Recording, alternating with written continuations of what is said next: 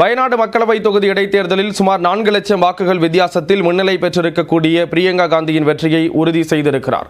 வயநாடு மற்றும் ரேபரேலி மக்களவை தொகுதியில் வெற்றி பெற்ற ராகுல் காந்தி வயநாடு தொகுதி எம்பி பதவியை ராஜினாமா செய்தார். இதனைத் தொடர்ந்து வயநாடு தொகுதிக்கு இடைத்தேர்தல் அறிவிக்கப்பட்ட நிலையில் காங்கிரஸ் சார்பாக பிரியங்கா காந்தி முதன்முறையாக தேர்தலில் நின்றார். அவரை எதிர்த்து கம்யூனிஸ்ட் சார்பில் சத்யன் மொக்கேரி மற்றும் பாஜக தரப்பில் நவ்யா ஹரிதாஸ் களம் கண்டனர். இந்நிலையில் கடந்த 13ஆம் தேதி நடைபெற்ற தேர்தலில் பதிவான வாக்குகள் இன்று காலை 8 மணி முதல் எண்ணப்பட்டு வருகின்றன. தொடக்கம் முதலே பிரியங்காவின் கை ஓங்கிய நிலையில் பிற்பகல் 2 மணி நிலவரப்படி தன்னை எதிர்த்து போட்டியிட்ட கம்யூனிஸ்ட் வேட்பாளரை விட சுமார் 4 லட்சம் வாக்குகள் முன்னிலை பெற்று பிரியங்கா காந்தி வெற்றியை உறுதி செய்தார். வயநாடு தொகுதியில் ராகுல் காந்தி 3,64,422 வாக்குகள் வித்தியாசத்தில் வெற்றி பெற்ற நிலையில் அவரது சகோதரி பிரியங்கா காந்தி பிற்பகல் 2 மணி அளவிலேயே 4 லட்சம் வாக்குகள் அதிகம் பெற்று வெற்றியை வசப்படுத்தியது குறிப்பிடத்தக்கது. வயநாடு இடைத்தேர்தலில் வெற்றி பெற்ற பிரியங்கா காந்திக்கு திமுக எம்பி கனிமொழி வாழ்த்து தெரிவித்திருக்கிறார். சென்னையில் செய்தியாளர்களிடம் பேசிய அவர் மகாராஷ்டிரா மற்றும் ஜார்க்கண்ட் மக்களின் எண்ணத்தை ஏற்றுக்கொள்வதாக கூறினார்.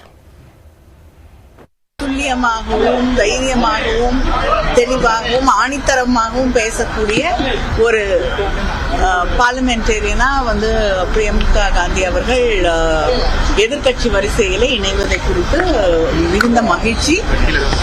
அவர்களை நிச்சயமாக மகிழ்ச்சியோடு வரவேற்கிறேன். அவருக்கு என்னுடைய வாழ்த்துக்களை பாராட்டுகளை தெரிவிக்கிறேன்.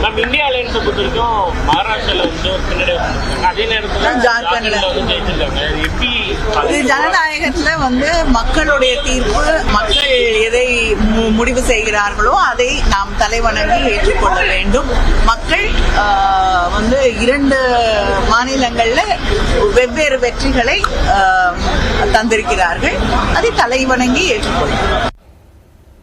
மலைவாழ் மக்கள் பாஜகவுக்கு எதிராக இருப்பது ஜார்க்கண்ட் தேர்தலில் வெளிப்பட்டிருப்பதாக திமுக செய்தி தொடர்பாளர் TKS இளங்கோவன் தெரிவித்திருக்கிறார். சென்னையில் செய்தியாளர்களிடம் பேசிய அவர் மகாராஷ்டிராவில் அரசியல் காரணங்களால் தான் பாஜக கூட்டணி வெற்றி பெற்றதாக கூறினார்.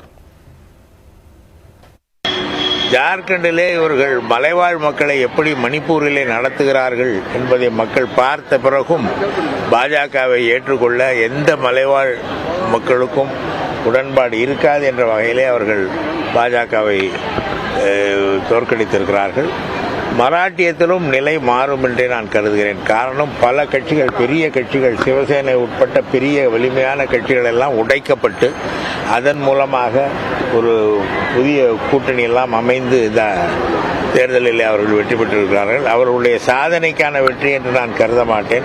மராட்டியம் ஒரு வளர்ந்த மாநிலம் என்ற வகையிலே இந்த 5 ஆண்டுகளில் அவர்கள் பெரிதாக சாதித்ததாக ஒன்றும் தெரியவில்லை. அவர்கள் அரசியல் காரணங்களை கொண்டு வெற்றி பெற்றிருக்கிறார்கள் என்றுதான் நான் கருதுகிறேன்.